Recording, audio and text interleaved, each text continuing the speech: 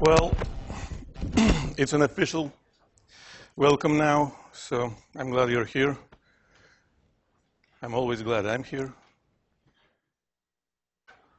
5, 4, 3.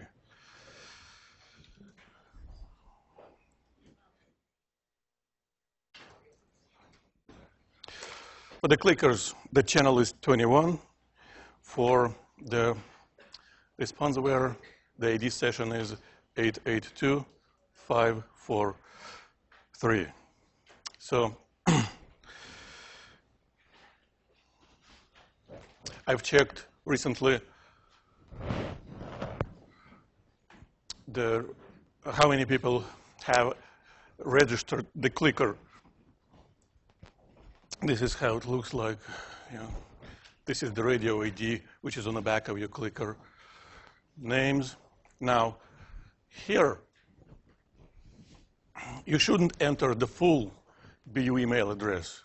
You should enter only your Kerberos user ID, which is your full email address minus that part. And if you haven't done it yet, please register either your clicker or your user ID. If you're using the responseware, you should buy a license. Well, it's a trade-off.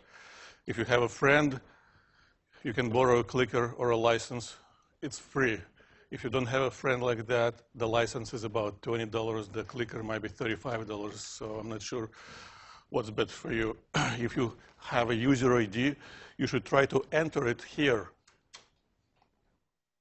If it doesn't fit by some reason, maybe too long. In that case, just send me an email with your user ID.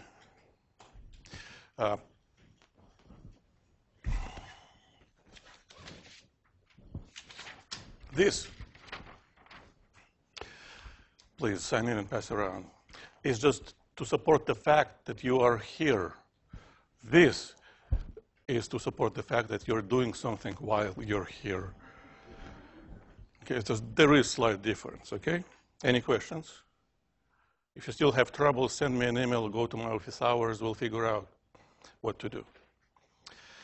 Now, this is my first question I want to ask you before my regular meeting with TFs. We might reshuffle office hours if current office hours don't fit the most of the students. So please tell me your preferred time, if you have any,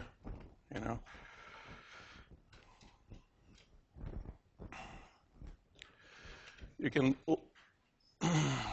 kind of notice that the question is not entirely correct.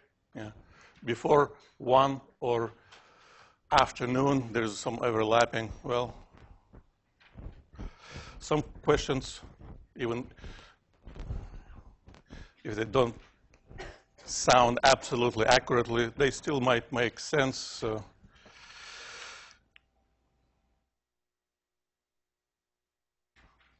we already get more answers than it was on Wednesday, which is already a good sign.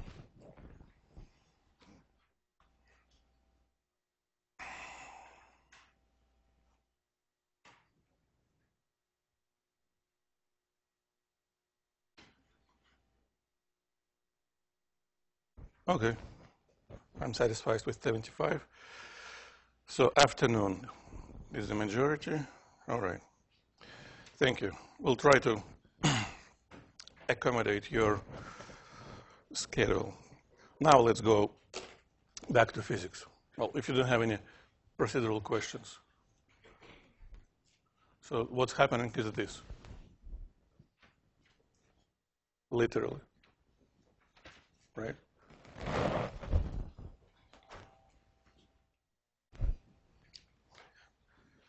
Please read your possible answers carefully and choose yours.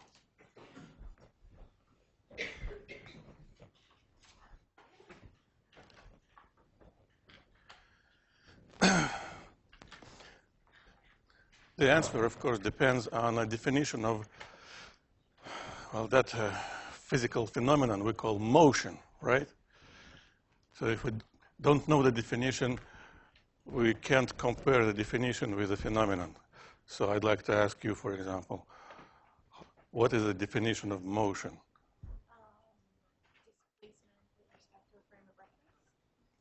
Displacement with respect to a frame of reference. Displacement with respect of a frame of reference, and depending on that definition, what did you press, may I ask?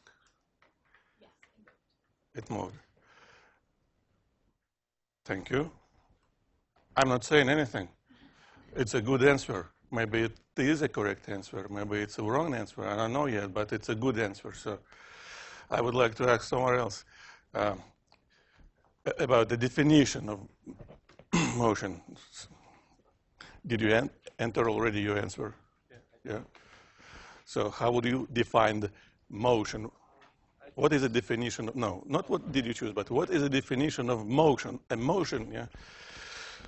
Talking motion, it's very emotional, yeah, talk about motion, right? So,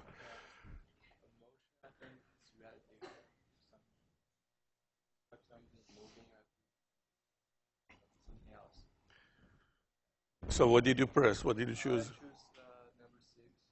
6. Okay. So, you see, again, this is not about right or wrong. This is about how to get to the right or wrong.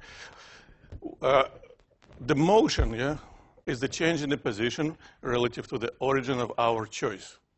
Basically, that's what it is. Change in the position relative to the frame of reference, you can say. Yeah. So if we knew the frame of reference, we could have answered this question, well, yes or no, one way or another. But do you see here any information? So what do you do? And now, we have two options. So the first option, you don't see any information about reference frame, the first option? Yes, it's assumed. Another option, this is a really wrong question. So all answers are correct depending on your internal continuation. Yeah. So if you think that the author assumes the Earth as the reference frame, you would have to answer what? Yes. If you think that the reference frame hasn't been specified, you should choose what? 6. Wrong answer. So, wrong question. So, if you've chosen like 2, 3, 4, 5, or 7, that would mean something has been not clear yet. So, see? So this is basically and that's pretty good. So, the answer number 1 means you thought the assumption, the natural assumption, has been made relative to the ground, and relative to the ground, it is moving, it's changing the position constantly. The answer number 6, yeah, this question is wrong. I have to ask for additional information. Now, another situation to discuss. Let's say this is a tiny ant holding, and trying to not to fall off. Is this ball moving relative to this ant? No. So again, relative to the ground, yes. Relative to the sun, yes. Relative to many, well, to us, yes. But here we have to use our imagination. We have to imagine that it's not the ant actually holding on this rope. It's you. Yeah. And you're looking at this ball, and relative to you, nothing is happening with the ball. Yeah. Walls are moving, yeah. But the ball is not. So again, the motion is relative, imagination is important. Moving on, that was a review question, nothing new so far.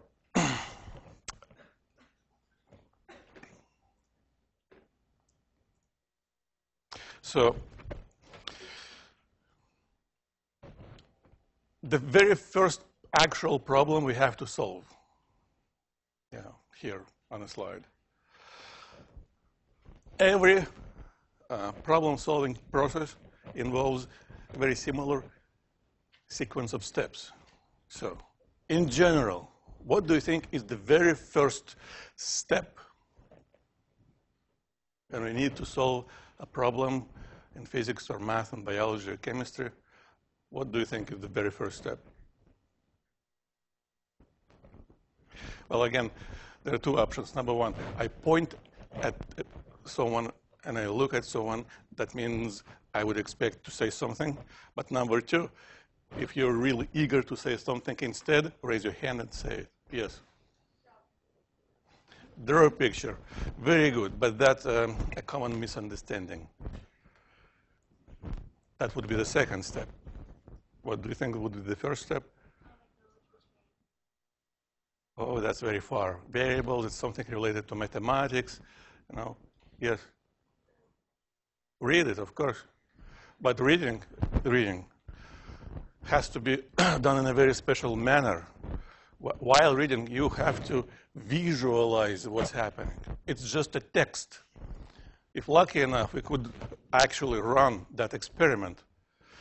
And in that case, we would look at it, and that would help us to understand what's actually happening.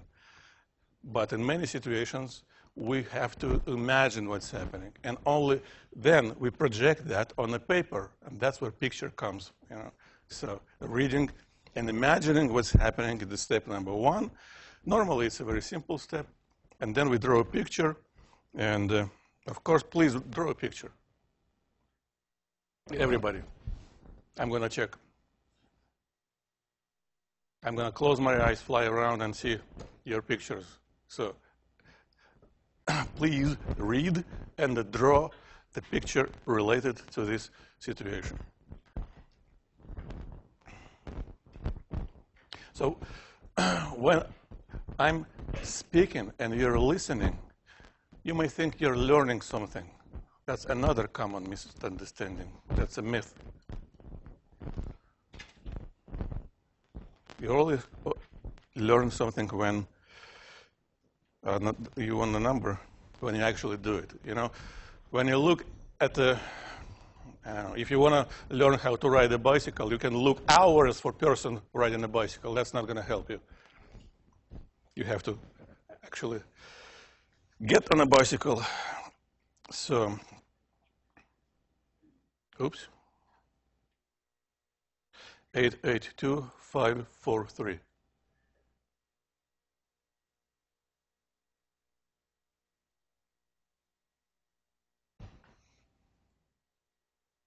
Same with learning how to solve problems. Looking at another person solving a problem doesn't help to learn how to solve a problem. It helps to understand how that person solves the problem. But it's not exactly the same thing. Well, of course, in this situation, the picture is really, really simple. So your picture is all correct. That's you or me. I don't know, depending on if you like it or not. West, south. So this motion is a composition of two individual simple motions, 4 meters. That's what we call a displacement to the left, and 3 meters, well, down or south. If I ask you, please tell me the total distance traveled, what do you say? Yep, absolutely. How do we know? According to the definition, the distance traveled is equal to the length of the trajectory. The trajectory is like L-shaped. It has two parts, 4 and 3, so we have to add them together, done. Of course, for this simple situation, we do it automatically without even thinking. That's displacement. We cannot answer a question about the displacement until we can see it. So we have to draw it. By definition, it's an arrow, it's a vector. So this question is very simple. We just need to understand, again, strictly speaking, it should have been written, what is the magnitude of the displacement? Yeah. What is the length? But people normally just write like that. What is a displacement? So again, they're invisible words, magnitude of. So in this case, we need to calculate the length of that arrow. How do we do that? Our pattern recognition device, brain, recognizes right-hand triangle. Then our memory brings everything we know about right-hand triangles, including what? What theorem should we use? Yeah. Yep.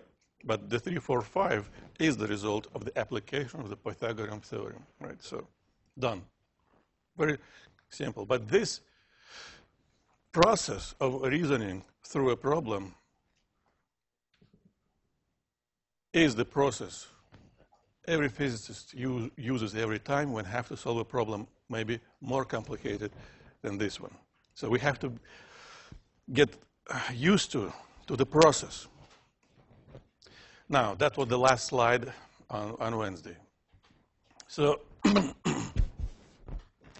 arrows, that's the initial position. What do we call an initial? Well, again, you know, it's physics. In physics, there is a definition for everything. So for the initial, how would you define? What do we call the initial? Or starting? Or beginning? Anyone? Now, in this situation, actually, this is the origin. And that's what we call the initial, yes? It doesn't have to be a vector, you know. It could have been just a person and a tree. That's it. The vector is an imaginary thing we are adding to the picture to describe it mathematically. An actual object is a tree, a person walking around. Well, the motion happening in time. So the initial, that means the initial instant, initial time, it's when we start the stopwatch. That's it. Very simple. We measure time. We start it, we stop it. When we start at the initial moment, when we stop, that's the final moment. In real life, the history has been a million of years. So we could have imagined this person actually initially, before that initially, in the past, was here. Then that person would walk to here. But that is the past relative to this position. Now we start watching. So we start the stopwatch, and that person moves. And when we stop the stopwatch, the person is over there. So this arrow could have been representing the displacement of this person from the past to now. But we also call it the position vector, a vector which points from the origin to the instantaneous location of an object. That's what we call the position vector. Position changes, vector changes. That's the final position. We don't look at the person anymore. It doesn't mean he or she dies, right? It doesn't matter. We just don't care anymore. And of course, there is another position vector. The actual displacement from here to here is this vector. But we could ask, okay, in the past, the person could have been at the origin. So from the origin to the final position, what would have been the displacement? So the same arrow might have different meanings. And it's very important to understand that's sometimes confusing. When we solve a problem, we need to state the exact meaning of each mathematical object involved in it, the exact meaning. Yeah. Because otherwise, the description wouldn't be accurate. So, but now, as you all know, this triangle represents what we call the vector addition. So this person could have walked from here, then like that. That's what we call the resultant. So this physical motion is the fundamental basis for mathematics, which we have to use when we deal with vectors. Now, we take it from displacement, and we use the same rule for all possible vectors.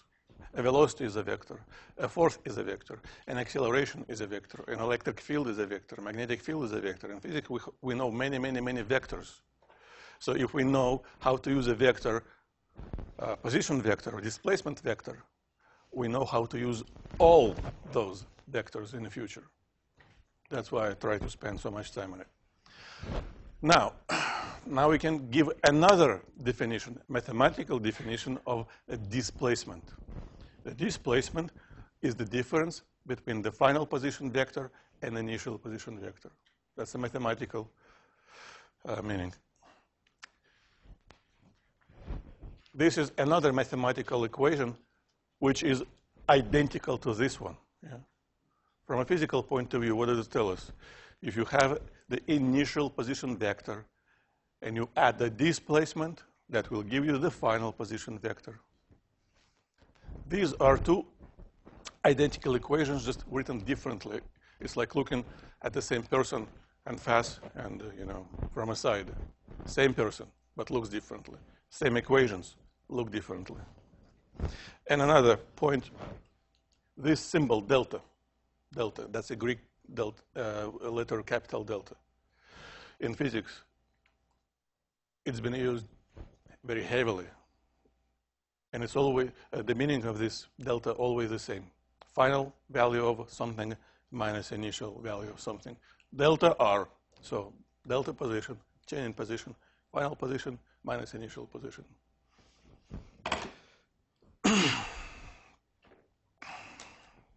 Now, let's, just in case, clarify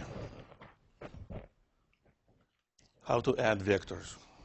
Again, by now, after the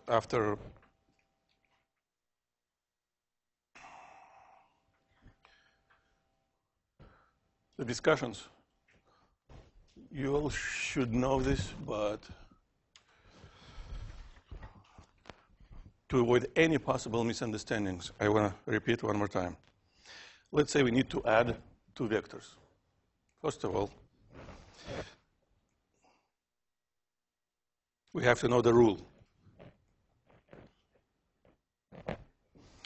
This rule has a name. We call it a tail to a head, tip to toe, whatever, many actually names. So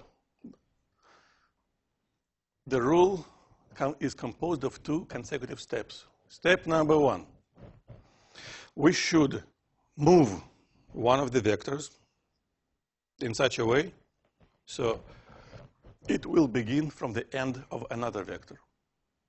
At a step, move. Step number two, now we should connect. We should connect the very first point of the first vector with the very last point of the second vector. How do we connect it? We take a ruler and we draw a line.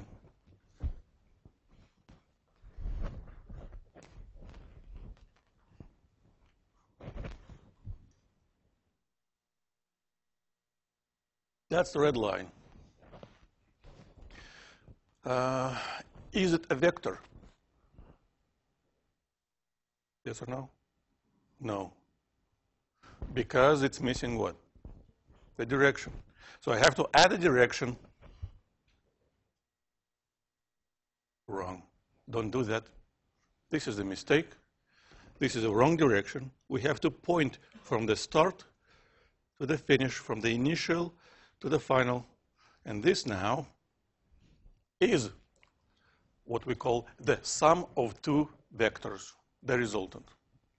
So this is the rule. We can't alternate that rule. We have to just follow that rule. sometimes it's easier to redraw the whole thing. So we can move both vectors. That's going to be my A. That's going to be my B. And now, if I draw the resultant, that's going to be my A plus B. We just have to be very patient and very accurate. Because, for example, if I do this, what did I do?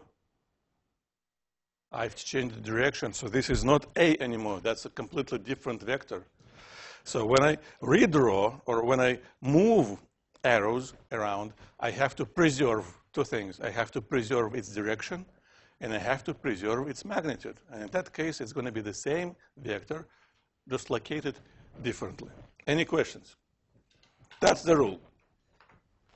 Move, connect.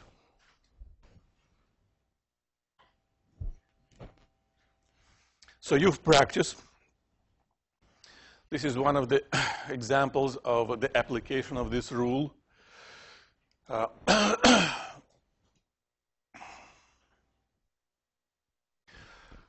We can use this rule to define two new vectors. We call them components. Every vector has components. Well, in general, in a three-dimensional space, x, y, z, every vector might have three components. We don't talk about three-dimensional situations. So we stick to two-dimensional or one-dimensional cases. For the one-dimensional situation, for the two-dimensional situation, like here, this vector should have two components.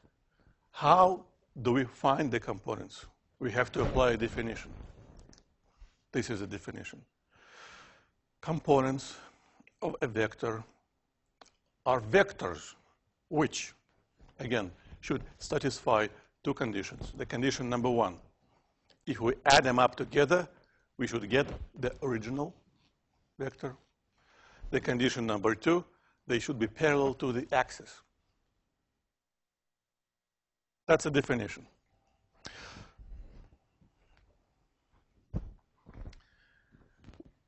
What is a definition?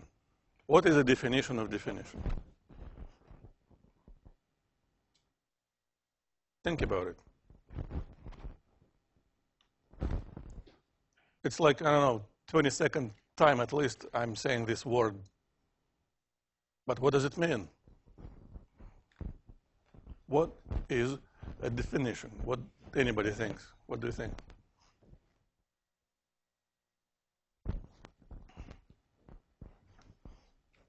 Yeah. A model that can be applied to all situations? I have no idea what you're talking about. No. Too complicated. No. Model, I don't know what the model is. Yes. Explains, yes. By whom and for whom?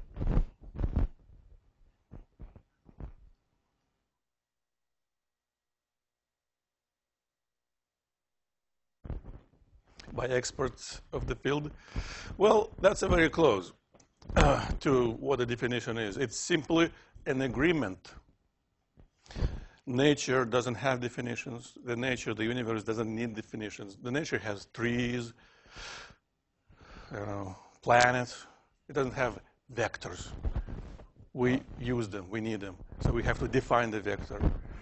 And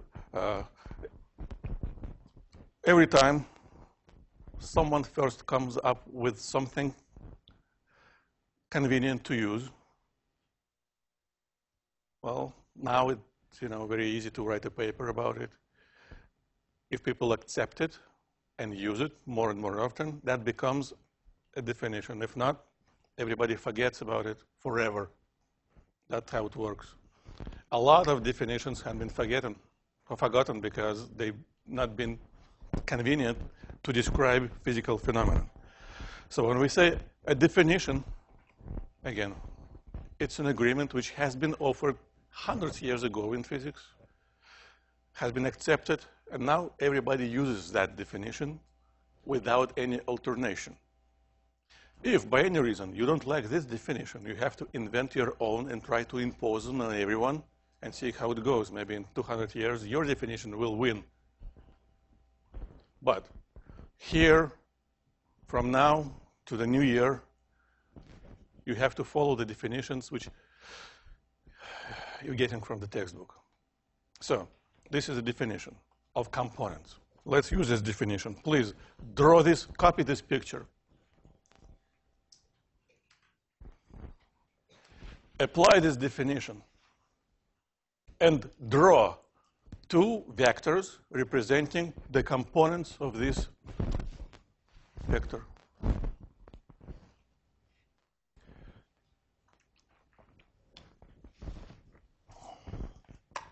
And after that, I'm going to speed up. It's just a second lecture, and I'm already behind the schedule, so, which is a usual thing for me. I'm going to catch up.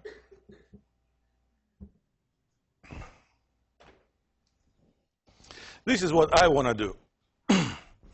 I know the tail to the head rule, so I'm drawing a vector number 1, a vector number 2, start, finish, the sum. So that's I call AX, that's I call AY. AX plus AY equals A. First of all, do you agree or disagree with the fact that the sum of A and X and AY is equal to A? Yes or no? You can nod or you can shake. Yes. According to the tail to a head rule, A is equal to the sum of those two arrows. Now, is this the X component? No. There is a contradiction with the definition, which is what? What's wrong with this?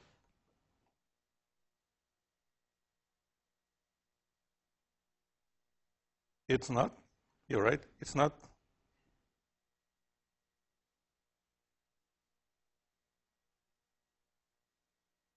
You can say it's not on the axis. It's not point in the direction of the axis. It's not parallel to the axis. So in any way you say it, the fact is the component, the actual component, must point like that or like this. Yeah, parallel. Yeah.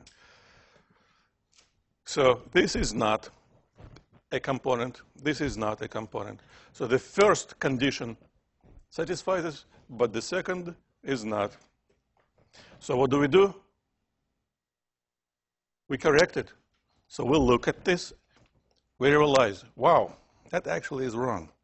So now we're trying to understand what went wrong, and we correct it.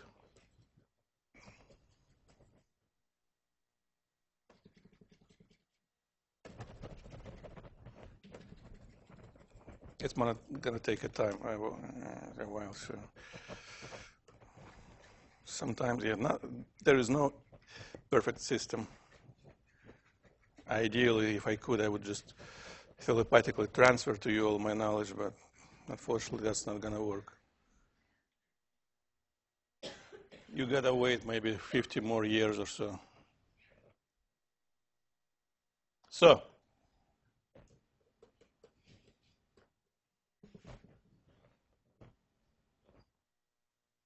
do you see the components? Yes. Now, both conditions are satisfied. AX plus AY is equal to the original arrow. Well, in a textbook, they usually use a bold italic font to describe a vector, and that would have been just a number. So, but when you write algebraical expressions, I wouldn't recommend you actually spending time on something like that. Much faster, just add an arrow on the top. So an arrow on the top, that means a vector. Just a variable, could have been a number, a component, or something else. All right. That's how components should look like in general. And of course, if you see a vector and its components always form a triangle. And we know everything about that triangle. So that means when we talk about vectors, if we know a vector, we can find its components. If we know the components, we can find a vector. And in different situations, we may need to do that kind of a math, one way or another. Here,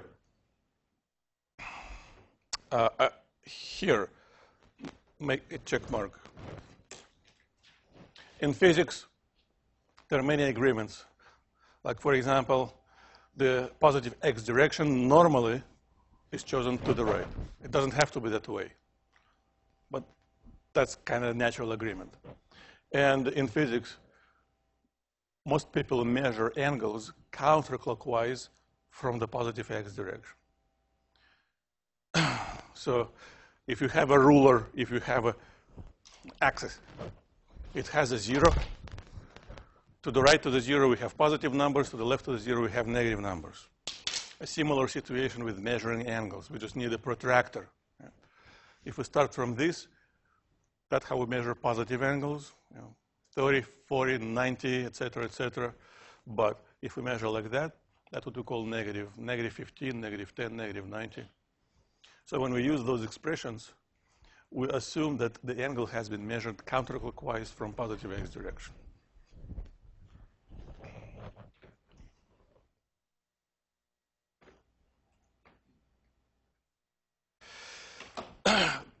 These relationships work backwards relative to the previous picture. Excuse me. So here we know components, and we extract information about the vector. If we know the components, we can apply the Pythagorean theorem that gives the magnitude of the vector. How to calculate this angle? That's the tricky part. Why? Because if you take a calculator and you calculate the inverse tangent of, 45 degrees, the calculator gives you only one answer. But in mathematics, you know that there is another possible answer, which calculator gives you plus 180 degrees. So depending on the situation, you should check whichever answer is correct. Now, as we said, vectors, important. We can describe them differently by introducing magnitude and direction, x and y components. This is an example. What I want to do, I want to calculate the y component only. So this is what I'm simply doing. The length is 32. The angle is 68. You should do the same thing. Take a calculator and multiply 32 times sine of 68 equals, what do you get? Anyone?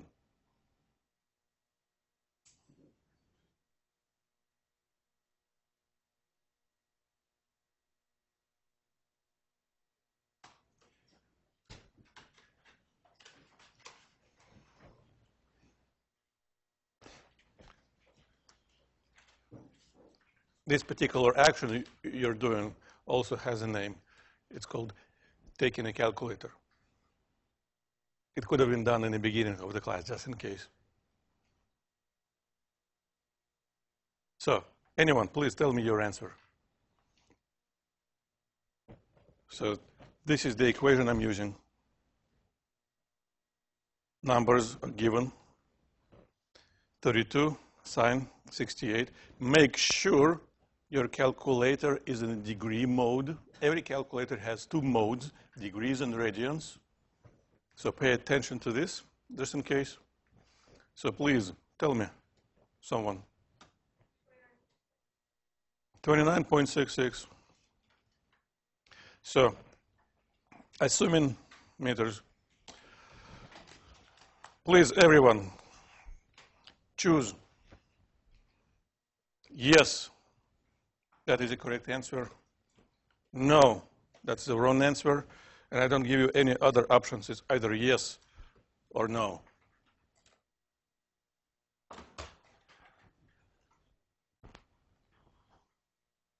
It's either a correct answer or not.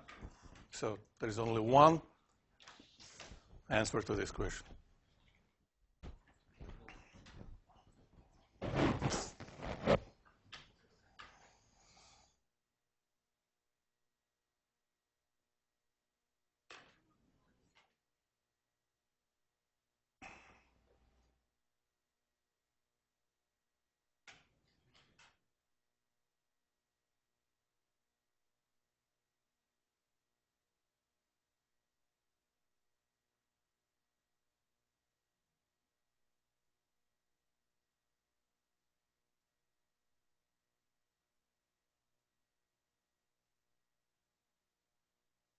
We should make bets.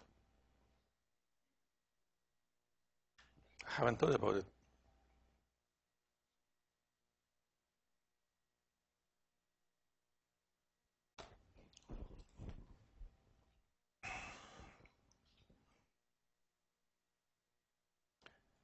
And student who get the highest final grade gets all the money. All right, let's see.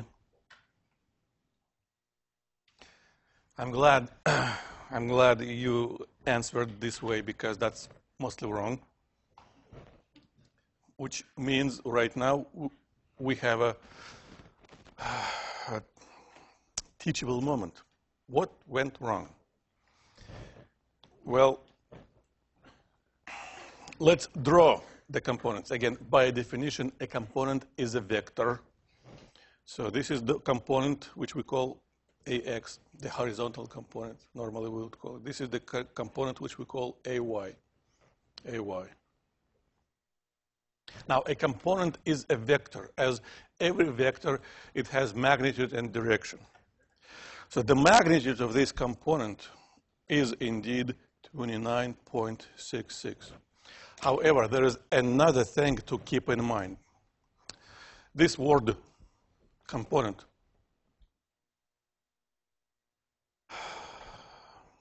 also has an additional meaning. So I confused you on purpose. This word also means a number which you would read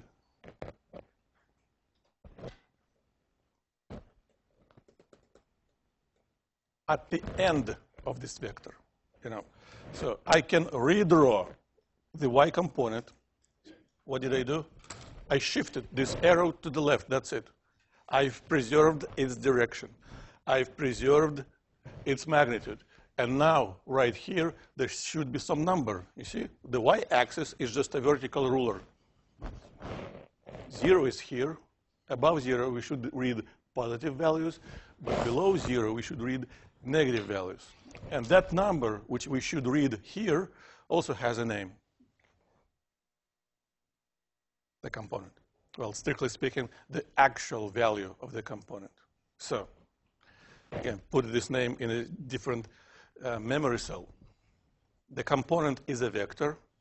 It might have magnitude, and also it might have actual value relative to a given axis. The x component here, it's a vector which points to the right. If you would read the number, that would have been a positive number. For this component, its magnitude is equal to its actual value.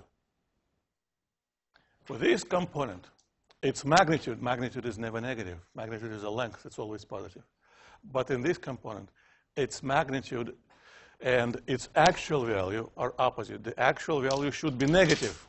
So the actual value, according to this picture, should be negative. So my calculation here was missing 2 vertical bars. The magnitude of this component is indeed 29.66. But the actual value of this component should be what? Negative 29.66. What did I do wrong? I used correct magnitude for the original arrow. I used the given angle. What did I do wrong? Anyone? Yes?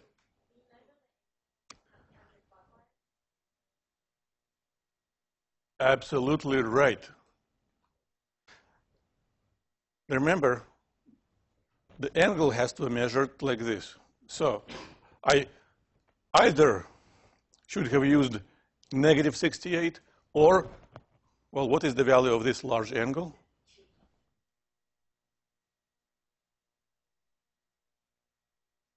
You don't have to do it in your head. You're allowed to use a calculator. 360 minus 68, yes. So either way, negative 68, or what did you say? 282? 92. That's not my fault. So either way, calculation will give you the exact, accurate, actual value of this component. Any questions? Because a lot of mistakes coming out from this misunderstanding of what a component is and how to calculate it. Oops.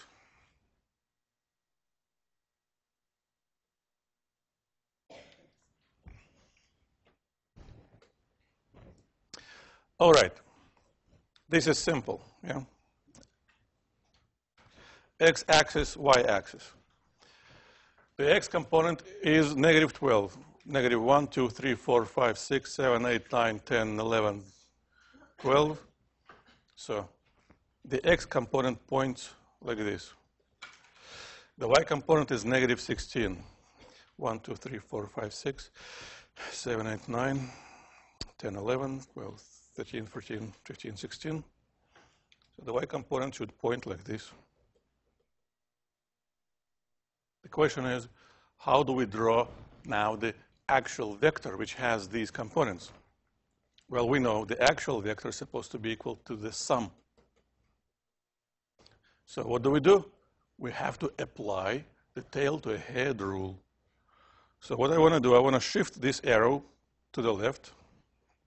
So I have to redraw it from the end of the first arrow. That's the step we call move. The step we call connect. That's the resultant. Done. If we apply the Pythagorean theorem, that gives the magnitude.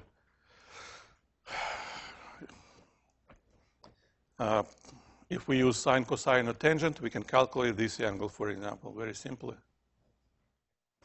This angle, let's not call it theta, let's call it psi. So the tangent of this angle should be equal to the magnitude of AY over the magnitude of AX. This is AY. But when calculating this tangent, I have to use the length over length. Done. If by any reason you need the direction angle, that theta, what do? First you draw it, then you look at it, and then you add the angle you just got, plus 180. So the picture does worth 1,000 words. So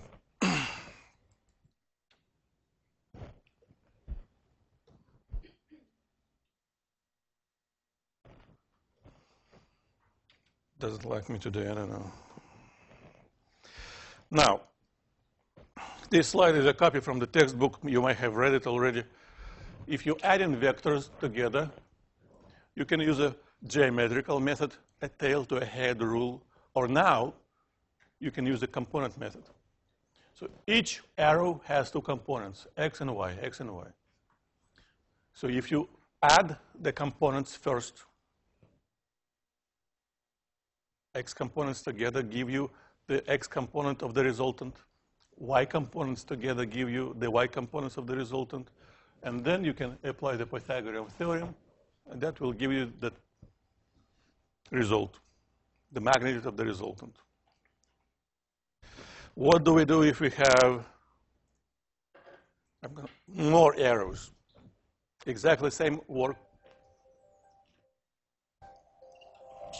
And you know what it means. But now you know everything you need to know to finish a lot of problems from your homework. So thank you very much. Have a nice weekend. Send me any questions. There is a chance I might answer. Yes. I just ask you a quick question. I kind of spaced out that last. Yes. So essentially, when you're adding two vectors algebraically, you add all.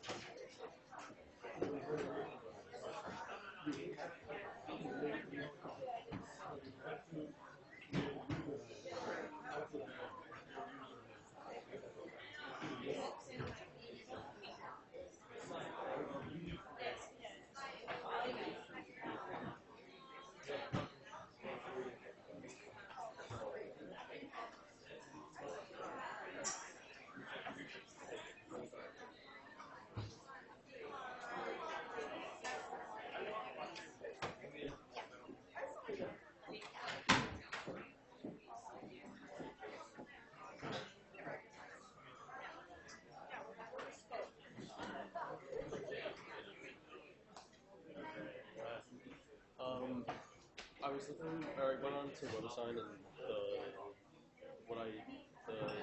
email, or my username and password that you sent me didn't flip to log. Many students had issues with accessing WebAssign, and they sent me an email and I responded. Did I send you anything back? Yeah, you sent me back. I sent you one earlier today. Well, did it work? The new one, or the one that you sent me back? Yeah. It didn't work.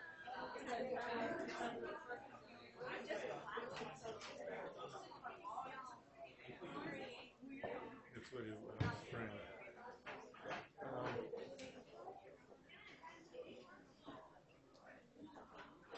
Do you want me to email you again? No.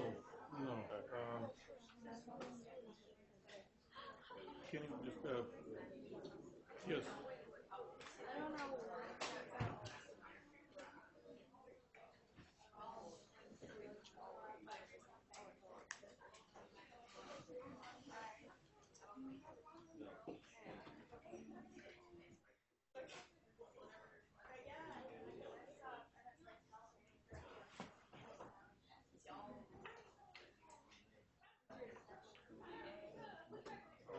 Clicker might not be set to the right channel.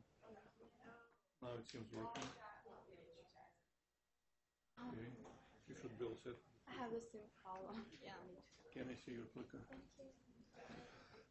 You know, guys, can you just shut this down and start after that? Just assemble. But I need this machine yet. But this one you can just close everything and shut it down. You know. Hold on a second. Yeah, we should probably check.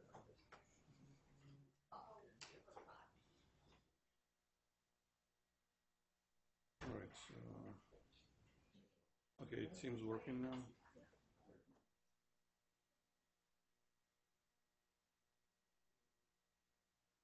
Before you unplug the power, you should wait until. Yeah. Okay, now we can unplug everything. It goes actually over there.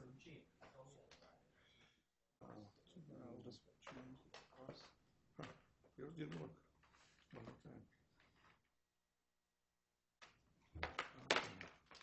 more time. Yeah. All right, it should be all set now. Thank you. Sure. Do you have a question? Yeah, I emailed, well, I didn't email, I PR'd, basically, I have WebAssign before, but I tried to go on re-register. For some reason I can't, I don't know what to do, how to re-register to the class. Did I send you anything back? You said to email you directly, but I thought since I'm here, I could talk to you directly rather than over a computer.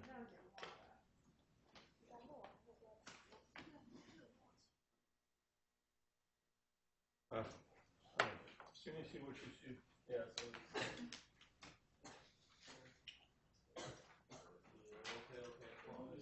Do you start from F to U?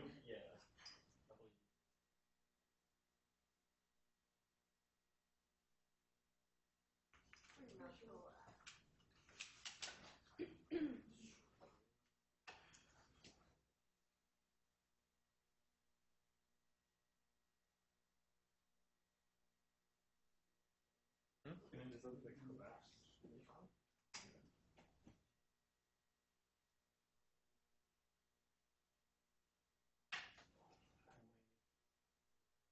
going to try to reset it again. I'm going to send you an email after that. Still doesn't work. I will have to contact the help. Okay. So probably going to happen within an hour or so. Okay. Thank you. So same here. Could you please try to log in? Sure. It doesn't matter. You can use my computer. Thank you.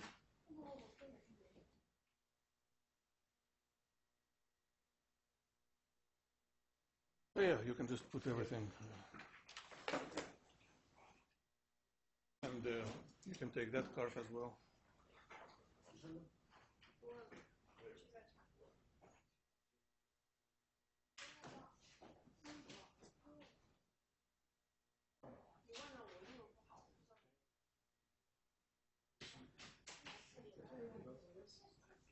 Keep everything on the card.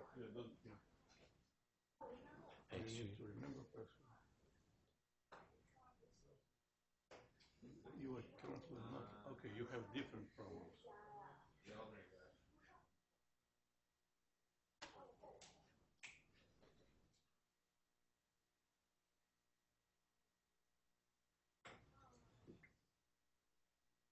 So same arrangement. I'm gonna check.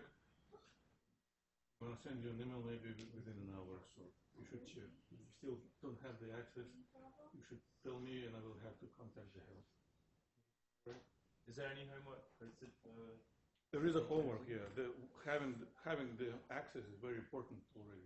Yeah, I know. So that's fine. But when's the homework due? Oh, let's do it till the day of the exam. So Oh, okay. So yes. So there's no like looming deadline. no. There is no looming deadline. No, don't worry. Yeah. Thank you so much. Have a good day. Hello, sir. Yes.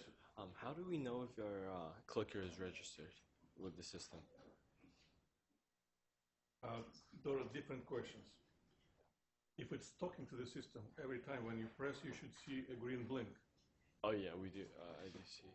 But if you didn't go to the website designated for registering your clicker, so it means it hasn't been registered yet. Oh, okay. Is it on the blackboard? It's in. Do you have a?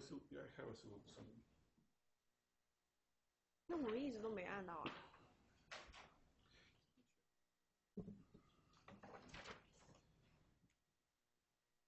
This is how to get to the clicker, and if you want to use the response where what to do. This is what to do when you already have the clicker. Oh, okay. If you already have the clicker, you should go to this and do this. Oh, Okay? okay. All right, we'll do that. Thank you, sir. Sure.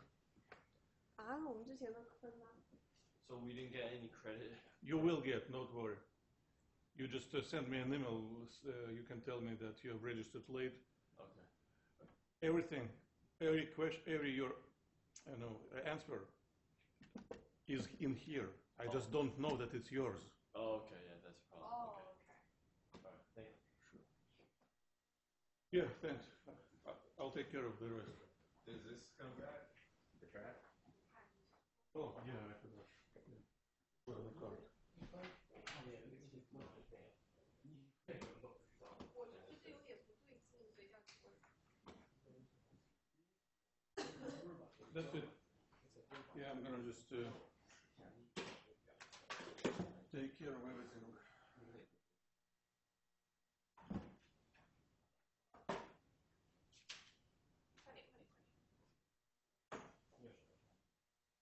SMG 改课。